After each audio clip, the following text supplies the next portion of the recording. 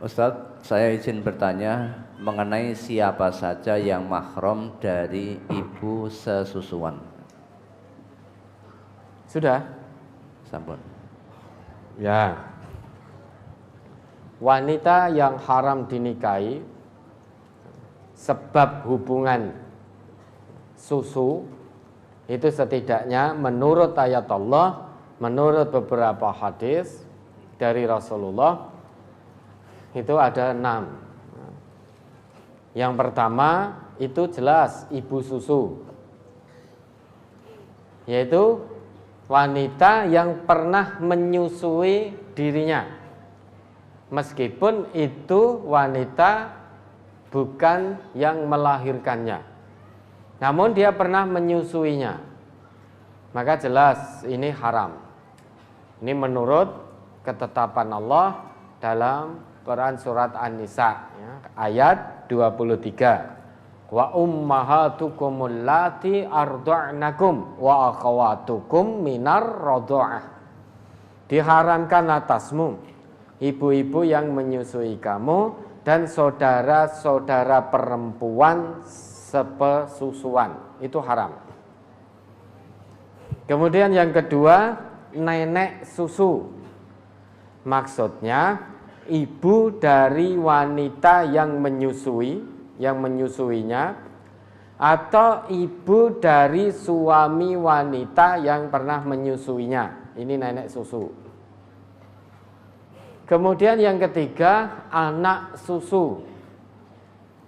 Anak susu itu anak yang disusui oleh istrinya, termasuk pula anak perempuan dari anak susu tersebut. Ya, rodok mikir ya. Ini anak susu, misalkan panjenengan punya istri. Istri tadi menyusui seorang anak wanita. Maka anak wanita dari yang disusui istri panjenengan itu haram jenengan nikahi. Begitu pula kalau anak tadi yang disusui oleh istri jenengan punya anak perempuannya itu juga haram jenengan nikahi. Meskipun yang disusui tadi itu anaknya orang lain, namun disusui oleh istri jenengan. Kemudian dia punya anak perempuan, maka anak perempuannya juga haram jenengan nikahi. Itu anak susu. Yang keempat, bibi susu.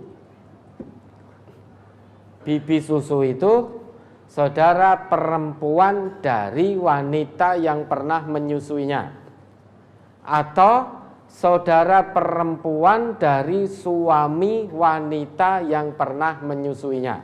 Bisa dipahami ini? Bibi susu. Misalkan jenengan punya istri.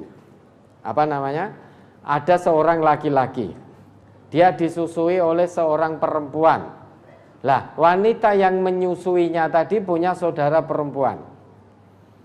Maka saudara perempuan tadi haram bagi anak tadi. Atau kebetulan yang disusui atau anak tadi yang menyusui tadi juga punya suami. Suaminya punya saudara perempuan, maka saudara perempuan suami tadi juga haram bagi anak ini, anak yang disusui tadi. Itu namanya bibi susu.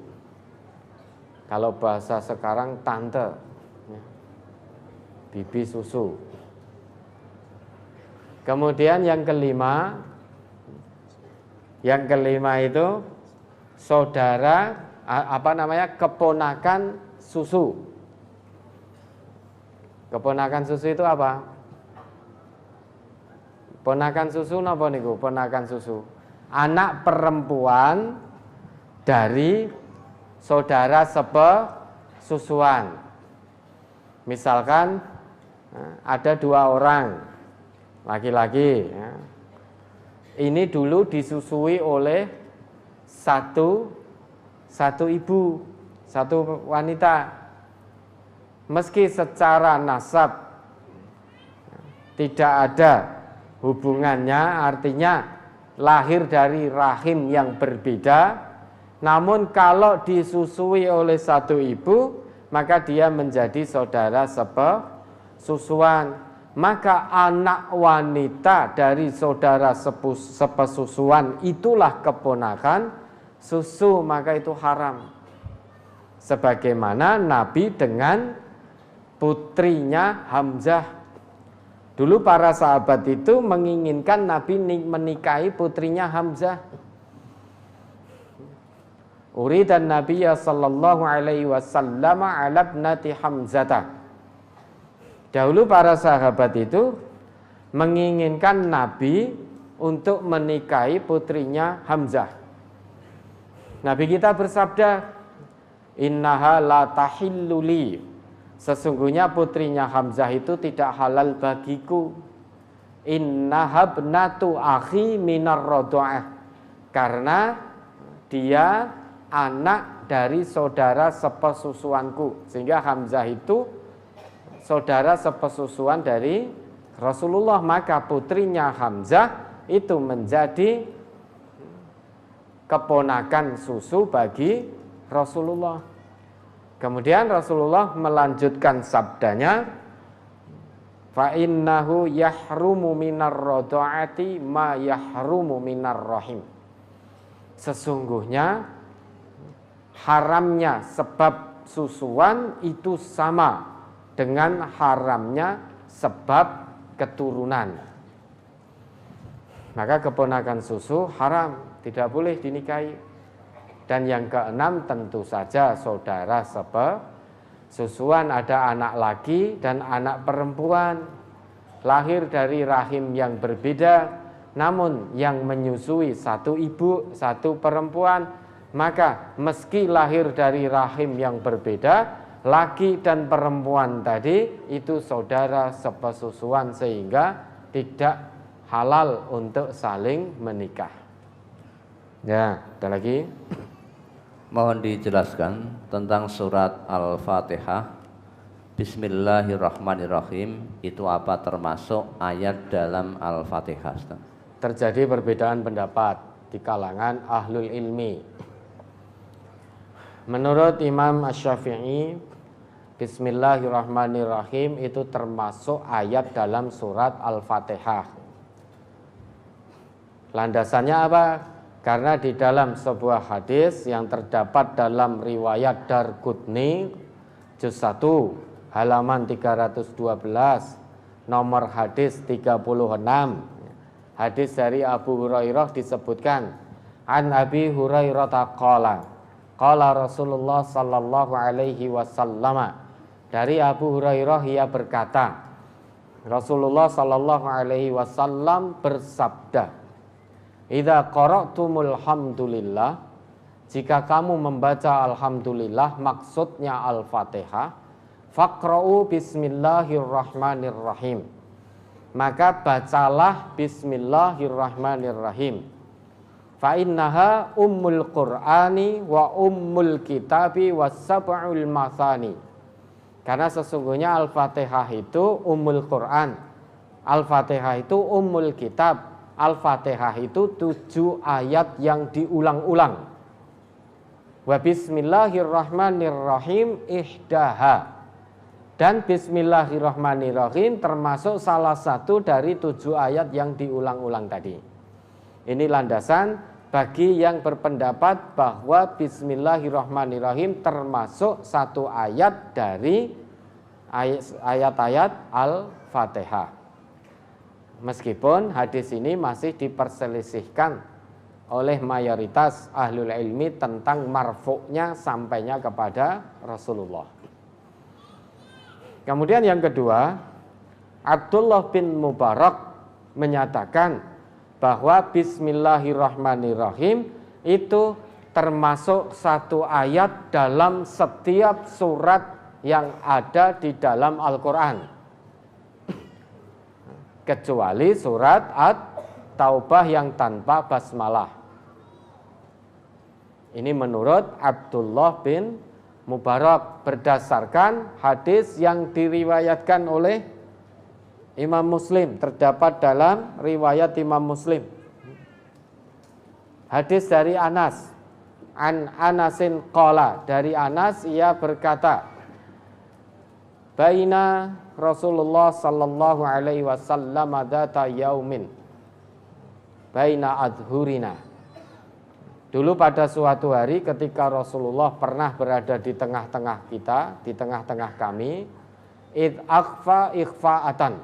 Tiba-tiba Rasulullah itu tertidur sejenak. Id akhfa ikhfa'atan, tertidur sejenak. Summa rafa'a ra'sahu mutabassiman. Kemudian beliau mengangkat kepala beliau sambil tersenyum. Fakulna, maka para sahabat bertanya, ma adhakaka ya Rasulullah, apa yang membuatmu tersenyum wahai Rasulullah? Qala, Nabi kita bersabda, unzilat alayya suratun, unzilat alayya anifan suratun. Tadi waktu saya tidur sejenak telah diturunkan satu surat kepadaku.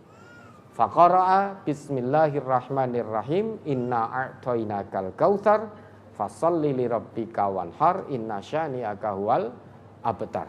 Berdasarkan ini, karena Nabi membaca bismillah dulu, kemudian baru inna a'tainakal kautsar, maka Abdullah bin Mubarak berpendapat bahwa bismillah itu satu surat dari tiap-tiap surat yang ada di dalam Al-Quran, termasuk surat Al-Fatihah dan surat-surat yang lain kecuali surat At-Taubah yang tanpa basmalah.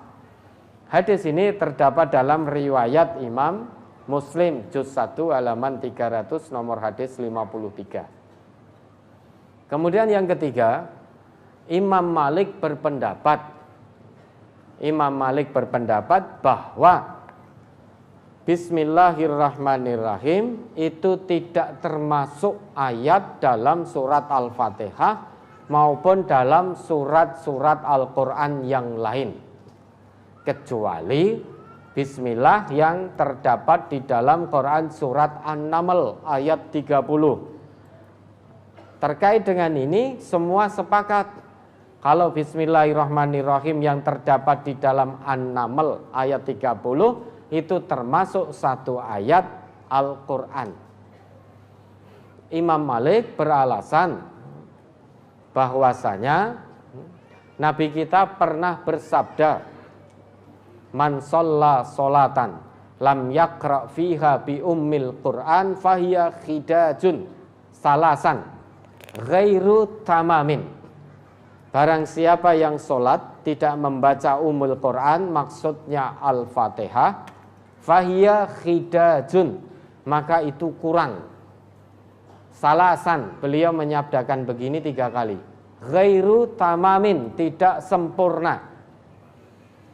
Fakila li Abi Hurairah, maka kemudian dikatakan kepada Abu Hurairah, inna nakunu wara'a au khalfa imamin, sesungguhnya kami berada di belakang imam, apa yang harus kami lakukan? Maka Abu Hurairah mengatakan, ikra biha fi nafsika, baca Fatihah itu dalam hatimu. Fa inni sami'tu Rasulullah sallallahu alaihi wasallam yaqulu, karena sesungguhnya aku pernah mendengar Rasulullah bersabda. Qala Allah Ta'ala, Allah berfirman, ini berarti hadis qudsi. Qasamtus sholata baini wa baina abdi nisfaini. Aku membagi as-sholat, maksudnya Al-Fatihah. Jadi nama lain dari Al-Fatihah itu as-sholat. Aku membagi Al-Fatihah antara aku, yaitu Allah, dan hambaku menjadi 2 bagian.